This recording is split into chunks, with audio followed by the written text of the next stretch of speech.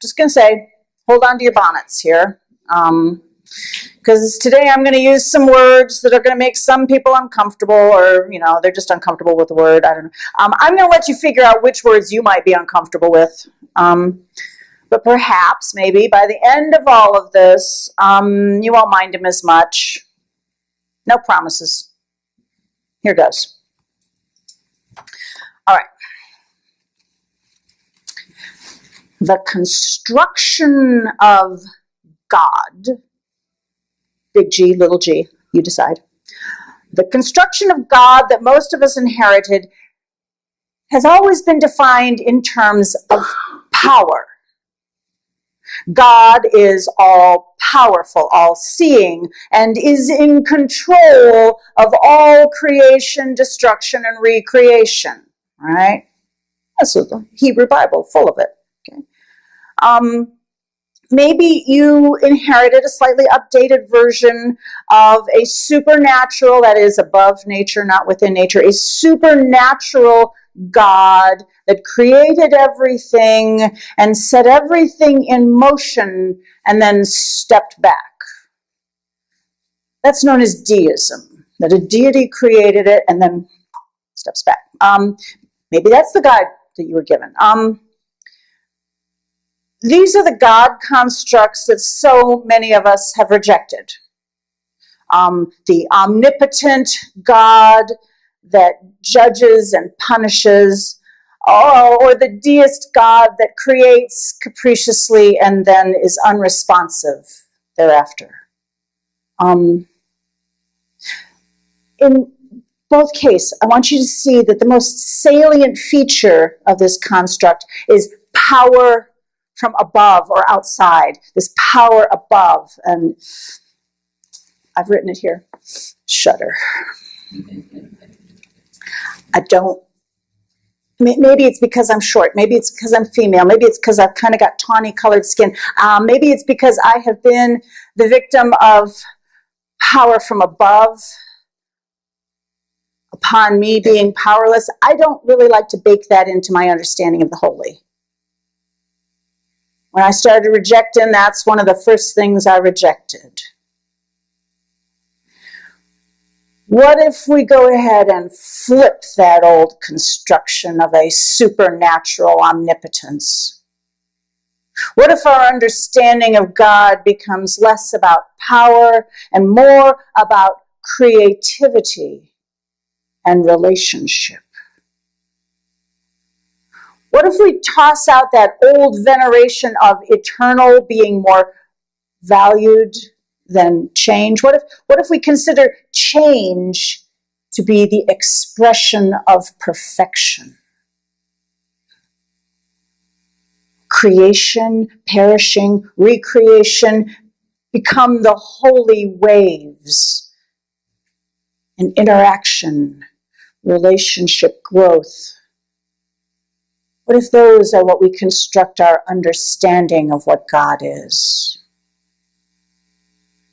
What if there is no supernatural, no separated God, no supernatural soul? What if soul is simply a part of ever-changing nature, not something unchanging or eternal? What if God becomes a verb? That's where I like to go. Some might say, some will quibble with this. Some will say, I am playing fast and loose with language, and that words have power and semantics matter, and yet you just can't take a word and change it to make it mean what you want it to mean on a whim. No, especially not such a loaded word as God, capital G, lowercase g, you decide. There are some people who just wish I would really only use that word to mean what they don't agree with. I understand. Because it's really hard to hear the word God and not see that bearded, judging sky god white, finger extended towards Adam in the Sistine Chapel. I've been there. I've seen that. It's amazing. It's not my God. It's times like this that I recall the words of the Universalist minister, the Reverend Forrest Church. who said, tell me about the God you don't believe in. Chances are I don't believe in that God either. But we, as humans, we are hardwired to seek causal relationships. Something happens, we want to find out why it happened. What did this in order for this to happen? Our brains work that way. It's so that we can get better at predicting what's going to come next, so that we can figure out what's for dinner. Because it's always about what's going to be for dinner. You've heard me say that before. So, and our brains are determined to create meaning out of this world. So we are a God-making species. So let's go ahead and recognize that instinct and turn it into a good and sustaining one, rather than just always going for the lowest, the brutish, the controlling, fear-based thing. Let's take that process of creating a God that we can delight in, because that is how I will measure my engagement in this world. Okay, deep breath, deep breath. I want you to understand that all of this was a sideways tack at where I'm trying to get to. And in sailing, if the wind is blowing this way and you want to get that way, you can't just go that way because the wind is blowing. So you have to go sideways, sideways, sideways. So this whole thing so far has just been a sideways tack to get myself at a place to start talking about process theology. I came at it sideways, trying to sneak up on it, hoping I can maybe capture a little bit better, because it's really simple and utterly impossible for me to understand it well enough to really explain it. That's because the people who developed process philosophy, they were academics, and they did not feel constrained to actually put their ideas into plain language. I tried to read this book. I underlined passages. My eyes began to water. But they wrote their ideas out in what I would say is excruciatingly dense language. The kind where you read it and you say, I understand that word and that word. But then some theologians came along and they picked up those ideas and they applied them to theology. But again, they used them in some kind of dense language, a little bit better. It's a pity, though, because I love these ideas. And you can tell this one, I really do. I've got stickers in it and marginalia, things like yowzer and uncertainty. Can we be starting and finishing? Why are they unclear? Oh, yep. Ha! You can tell when I write exclamation points. So, all of this to say is that if we get done with this sermon and you find yourself excited or annoyed or angry or unsure, go read this book. It's a little bit easier. Don't read that other one. Unless, all right. So here goes. The future does not exist.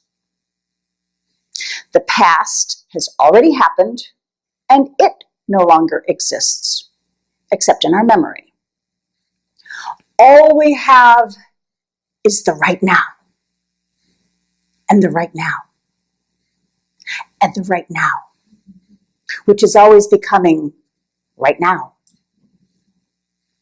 If we want a future, we must always be creating it and co-creating it with all of the other participants in the right now. Okay? If we are going to use God language, we would even say that God and we are co-creating the right now. And that, in a very odd nutshell, is process theology. It might sound kind of Buddhist. It might sound very esoteric. but it actually came from some, I would say, feisty 20th century white male philosophers, including Alfred North Whitehead, British, and Charles Hartshorne, American. They were very busy at challenging some old philosophies, Aristotle, Descartes, philosophies that held that the soul was part of God, and that this was immutable and unchanging, and that kind of immutable, unchanging, eternal was more valuable than this changing, falling apart, disintegrating, breaking down world that we're part of, that God was this unchanging, immutable thing. And that if we had a soul, it was part of God and it was immutable, unchanging. The process thinkers looked around. They saw all of this change, growth, falling apart, more growth. They saw this. They saw that nothing in nature is truly immutable. And they wondered, why would anyone need to construct an unchanging, immutable, eternal? It just didn't stand to their reasoning. While he was alive, Dr. Hartshorne attended the UU Church in Austin. He'd been a professor for many years at the philosophy department at University of Texas at Austin. And when I would go attend services on Sunday morning, I didn't know that he was a famous philosopher. To me, he was just this dotty older gentleman with kind of wispy, long white hair, and he always wore these colorful woven beanies. If I had actually bothered to chat him up, I would have found that he was sharp as a tack and he was fierce in proselytizing the good news of process theology. One Sunday morning, he came out of the services completely irked by something in the sermon, and on the way out, he leant in and he yelled at my husband in his high, wheezy voice. He said, "The only unchanging eternity we have is the past. There is no other eternity in life or any afterlife." Now, when a person in their 90s yells something like that at you, you should pay attention. And to his credit, it did make a lasting impression on Monty. When I finally got around to studying Dr. Hartshorne's writings and Alfred North Whitehead and all the other process philosophers and theologians, I was stunned to find that it expressed so much of my own theology. Only that it was bigger, and they used bigger words and denser. And but why? Why did I love it so much? This week I finally figured it out. Because, amongst other things, process thought is the antidote to Calvinism. And I really loathe Calvinism. Because in process theology, you just have to completely scrap the idea of any kind of pre-planned, preordained, predestined future. You have to let go of that old omnipotence. You have to let go of that value of eternal and being, and you have to place at a higher value, becoming. Okay. Here's what I mean. Okay. Older religions, in their attempt to make sense of life, the universe, and everything, they made up stories about this omnipotent deity that created and organized the all that is. In these stories, the wise and tidy deity designed and planned every molecule and dust mote, and then set it spinning like the clock. The God is clockworked, that deity. Or update the terms, like a compact disc. with all of the images and music already on it, and all it has to do is play out as planned. In these constructs, all of time is pre-planned.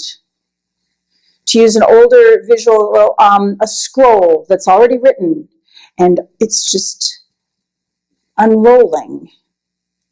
Nothing has changed in the scroll. We're just part of this long, unrolling, pre-written scroll, right? And that's what leads some people to say things like, everything happens for a reason. This is part of God's plan for you.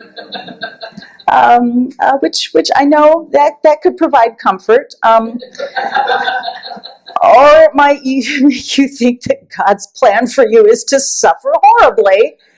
And because of our meaning-making minds, it can lead you to conclude that you are obviously not beloved by God.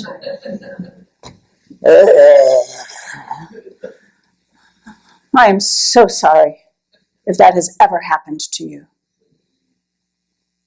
That is not my understanding of the all that is. That is not my God. In process thought, God is also always changing and becoming along with everything. Not outside of, not above or removed from nature. So that when something new is created, God is experiencing that newness. When someone is suffering, God is experiencing that suffering as well.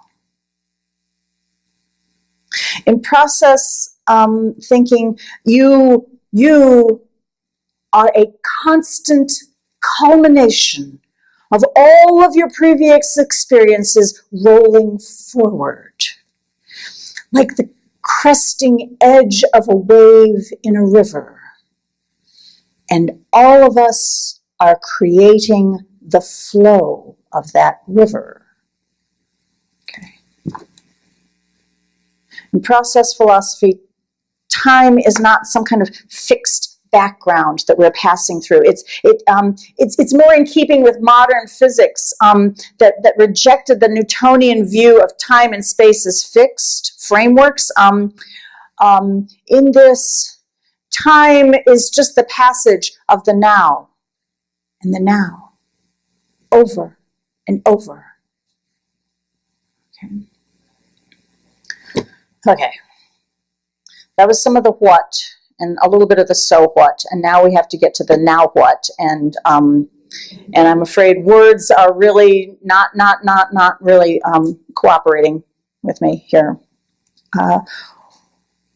What are we to do with a theology that considers us a cresting edge of a wave in a river? What does that offer me in moments of confusion or pain or isolation? What good is it if I say such odd things as, you are essential to all of the creation and perishing and recreation of this world? What are you supposed to do with that? What good is that? I say that because I want you to know that the now includes you as you are. I want you to know that you are helping to create and recreate each now. If you were not here, this present would not be the lovely now that it is. In this way of thinking, you are essential to the creation of this moment, of this world, and so are the rocks and the grass and the flocks of fat robins and that little young rabbit that's living underneath our pinyon bush out there. They are essential too. And perhaps this can become important in those times when isolation and loneliness and pain can make us feel like perhaps a God is punishing us. Instead, what if the God is right there with me, experiencing the same isolation, the loneliness, or the pain right there with me, not separated above, not disinterested, but completely in this right now with me. Not as part of a plan, but as part of the becoming. The always becoming. What if my choice for kindness is how my God is always becoming? What if my creation, baking cookies, writing poems, what if that is how my God is always becoming? Not to earn points in some hereafter, but to be fully in this now.